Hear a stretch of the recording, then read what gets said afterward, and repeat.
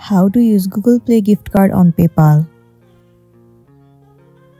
The very first thing you want to do is to head over to Play Store. Once you are in here, click on your profile at the top right corner. Make sure that you are logged into your specific account.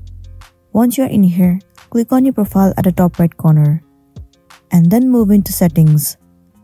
Inside Settings, scroll all the way down and then click on Contact Us.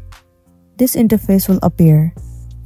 Well, in this box, you simply have to write that how can I transfer my Google Pay balance to PayPal and click on Next Step. Well, the description will be given to you. All you want to do is click on About Pay Balance. Now once again at the bottom left corner, click on Next Step.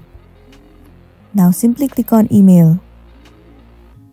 The very first thing you want to do is to enter your name, your transaction ID, and at the end, you have to select the issue that you have been facing. Once you have selected and entered all of the details, click on Submit. Now within 24 hours, they will definitely come up with some solution for you, and then you'll be good to go. So that's it, and this is simply how you can transfer Google Play gift card on Play Store. I really hope this video is going to be helpful for you. Thank you for watching it till the end.